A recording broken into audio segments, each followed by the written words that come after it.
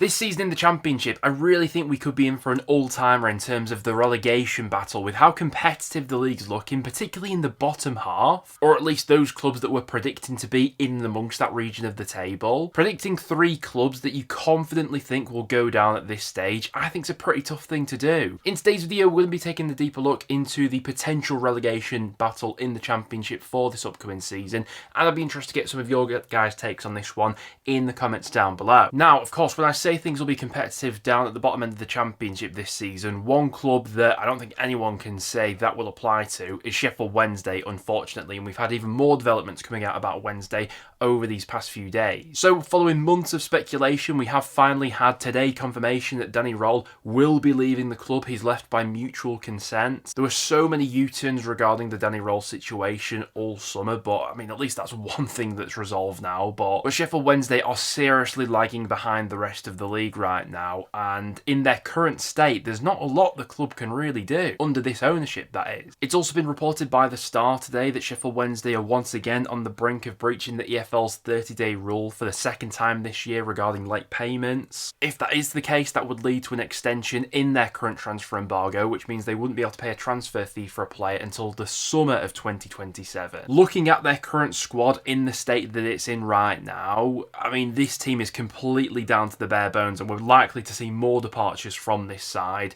over the coming weeks as well. From a Sheffield Wednesday perspective, I mean, this immediate season, a relegation to League One looks inevitable. They seem nailed on for that 24th spot, don't they? Fans and staff at the club, though, I think that they'll be more concerned about the long-term future of the club rather than this impending relegation. But for the purposes of this video and because of all the chaos going on behind the scenes, Sheffield Wednesday aren't really in this conversation. So the other day I was interested to run a bit of a poll on the channel asking who do you think is the most likely to be relegated other than Sheffield Wednesday, because I think they are the most obvious answer right now. So these were the 4 clubs that I gave you the option to vote for: Hull, Charlton, Oxford and Preston. Probably the 4 clubs I've seen in most people's predictions down there in this relegation scrap. With 51% of the vote, we had Hull City, Charlton getting 22% of the vote, my team Preston getting 14%, and Oxford at 13%. So by far and away, the overwhelming majority think that the next in line for this relegation spot, other than Sheffield Wednesday,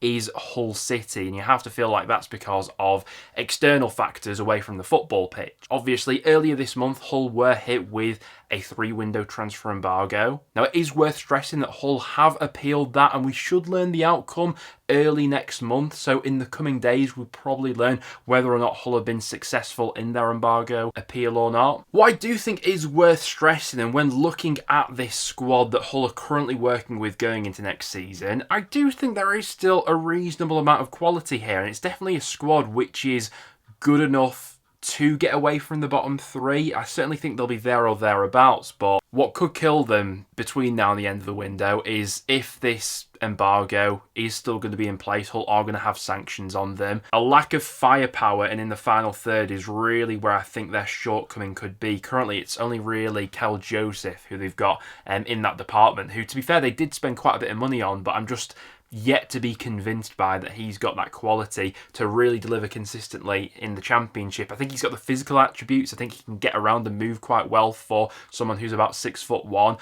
But yeah, whether he has that killer instinct or not, I'm not so sure. What's also going to be big for Hull this season is both Liam Miller and Mohamed Baloumi coming back from ACL injuries. Now, that does come with a little bit of jeopardy. Obviously, the first month or so of last season, both of these players were Hull's most exciting players for me personally. I think their attacks were built around them. They were getting them into good positions, getting them up the pitch, playing on transitions quite well, and then both of them picked up ACL injuries in quite quick succession. Now, whether or not both of them immediately hit the ground running after such lengthy spells on the sidelines, I'm also not so sure. ACL injuries can take a hell of a lot of time to fully get over, especially when you're known for being, you know, an explosive, dynamic, creative player. Those things really can take a while to get over. So with them two, there's a bit of a question mark, but if they manage to recapture full form, I think they're both top half quality players. Midfield also concerns me a little bit. Defensively, I think they've got still some decent options despite making a few sales. The biggest question mark for Hull City is these off-the-pitch intangibles, and throughout the course of a championship season that can definitely harm you. We've not had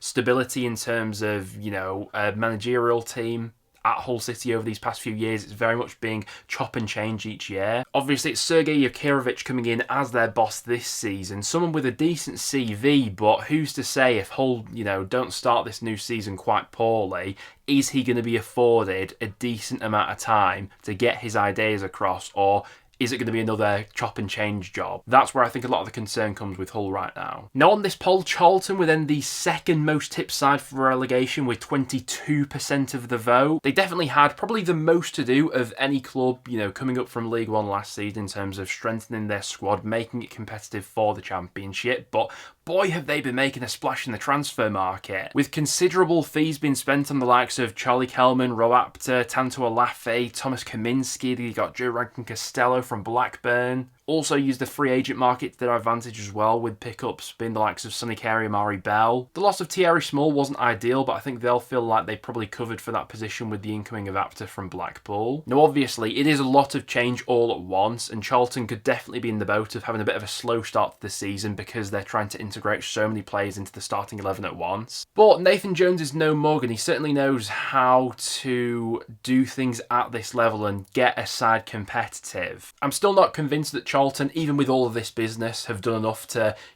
easily pull themselves away from a relegation scrap. But have they done enough and added enough goals into that squad to at least get them out of that bottom three?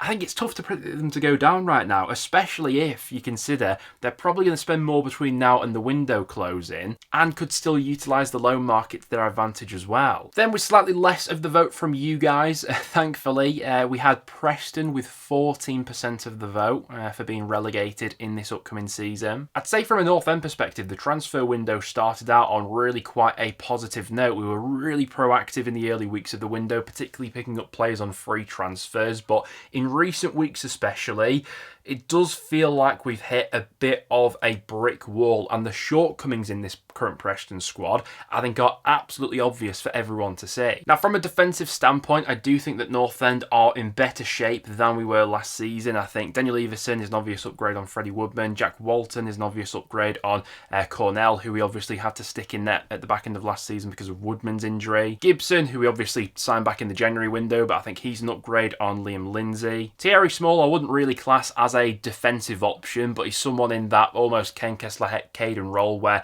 he'll be able to get us up the pitch from those deeper areas if he is playing as a wing-back. Fire, I think, is an upgrade on Jordan Story on that right-hand side of the defence as well. But the more we get forward and into the more attacking and creative roles, this is where I think North End are really short of quality at this point in time. I think the way the squad's being built at the moment, it's obvious we're going to be playing a sort of variation of 3-5-2 next season, where a lot of the onus and creative burden is going to fall upon our wing-backs, because centrally, I really don't think we've got a lot to offer. Mads can be good on his day, but he's just so inconsistent, and the fact that he's our only natural number 10 at the moment really is quite concerning to me. I know Sam Greenwood was very hit and miss last season, but at least he chipped in reasonably well with goals and assists. We also had Dwayne Holmes in that position as well. And then the striking options, I also don't think much to shout about right now. Osmajic, a bit of a purple patch player, I still think is a good asset at this level, but is very unreliable, especially when it comes to his suspension record. Dan Jebison has the natural attributes to be a good striker at this level, but he's never put that all together, so it remains to be seen if he'll be able to do that for North End this season. And then Michael Smith, I like as an option, but I don't see him as the sort of player that's going to be playing, starting at least 46 games for us next season. As a bare minimum right now, in order for my relegation nerves to be eased with this North End squad, we're badly in need of at least another quality starting number 10 and another quality starting striker as well, and that is quite a bit to ask for. Defensively, I think we'll be tough to play against. I think we will draw a lot of matches next season as well, quite low-scoring ones, particularly at Deepdale, where I think we'll make ourselves tough to beat. But the lack of creativity within this squad right now is starting to concern me, I'm not going to lie. Then, according to you guys, of the clubs that I put on this poll, Oxford are the least likely to be relegated out of all of these, only with 13% of the vote. Now, Oxford, of course, did really well last season, finished 17th, accumulated 53 points, particularly from the part of the campaign where Gary Rowett came in. They were performing like a top half club in terms of the points they were accumulating. But the biggest concern I have with Oxford right now is a very similar one to how I'm feeling about North End, and that's just the lack of quality in these forward positions, really. I think defensively they're looking fairly well set up again. I think Jamie Cumming is a nice option in goal. They've added to their defence and midfield as well, both of which I think are fairly strong positions for Oxford. But in wide areas and the centre forward position, there's still obvious weaknesses here, and with how the rest of the Championship is moving in this transfer window, Oxford need to nail this in the last few weeks of the window if they want to avoid the drop, in my opinion. Because it's no secret that last season creativity was a bit of an issue for Oxford. They were 23rd in the Championship in terms of XG. They also ranked 23rd in the league for shots taken, and were a bit of an anomaly in the end in how much they actually overperformed their XG by. 6.9 goals they overachieved their XG by, and whether or not that's sustainable going into next season is the question. Now, Gary Rowett is no mug, and like I was discussing with Preston before, I think Oxford will be good value for quite a few draws next season, I'd imagine, and those low marginal wins at home especially. But as so many Championship clubs have made so many strides forward during this summer, whether that will be enough to steer you away from the drop again, I guess we'll have to wait and see. So what I found interesting is looking into the latest bookmakers odds to be relegated. They've got Sheffield Wednesday as the obvious favourites. They've got Oxford as second favourites to go down, then Charlton. And after that, interestingly, it's QPR who are 10-3 to be relegated. I don't think many people have them in the bottom three right now, do they? For me, I think QPR have made some nice additions during this transfer window so far. There is a bit of uncertainty, obviously, with Martí Cifuentes leaving and Julian Stefan coming in. How much of last season do you put down to the quality of Martí Cifuentes racked up against the quality of that QPR squad? That could be quite telling going into this season. The bookies certainly think that there'll be an air of inconsistency about them as they've got them just to avoid the drop. They then got Hull with relegation odds of 3-1. Pompey with relegation odds of 9-2. That's the same relegation odds as Preston at the moment. Now, interestingly, when we're speaking about Portsmouth, scoring goals wasn't really much of an issue for them last season. They obviously, Josh Murphy really hit fire, one of the best creative outlets in the league. Colby Bishop, when fully fit, was a really good asset at this level as well. It was more so at the opposite end of the pitch where they were just conceding too many, especially in the first half of last season. Could they get dragged into this scrap, or are they going to kick on? The form book in the second half of last season was really good, but how much does that count for? The bookies also have Derby at 5-1 to be relegated, Blackburn at 5-1 to go down as well. I really feel like Derby are making good strides forward in the transfer market right now, and with a manager like John Eustace, how much they're willing to back him as well, I'd be surprised if they're going down. Blackburn are a side who I could see dropping off with the players that have already gone out so far, and just how unstable that club can be from, you know, the top going downwards with the Venkies. But are they going to drop off to such a degree where they're going to be dragged into a relegation scrap? Swansea being backed at 6-1 to go down, but I'd say that they're probably more likely to be in a playoff conversation rather than the relegation one, but that could totally backfire. Stoke at 6-1 is interesting because I have seen quite a few people backing them to be amongst this relegation battle again. Obviously, ended up surviving last season on the final day. I do think for Stoke, on paper at least so far, they have made some pretty tidy signings, but how many times have we said that in the past and it's ended up blowing back in their face? Area of concern for Stoke last season was just they were facing far too many shots. Only Plymouth faced a higher XG than Stoke did last season. It really was down to the brilliance of Victor Johansson in net that they didn't go down. I think without him, they probably would have gone last season. Under Robbins at the back end of last season, I thought Stoke were solid, but not spectacular. Then with relegation odds of 13-2, the bookies have Watford. Definitely a side that could blow either way next year, but likewise, I think their transfer activity has been really exciting so far. Spending quite a bit of money, and it still looks like there's more to come, albeit some of their more high-profile incomings are youngsters coming from abroad who could take quite some time to adapt to life in the Championship. Basically, what I'm saying at the moment is I have absolutely no idea who I'm tipping to go down. My Championship predictions will be out later this week. I will have come to a final decision by then. But right now, I do think it's tough to definitively call three sides who are going to be relegated. I'd like to hear from you guys in the comments down below. Who do you realistically have as your bottom three next season? I also find it absolutely bonkers that we've done this full video on the relegation battle and we've not even discussed two of the newly promoted clubs from League One,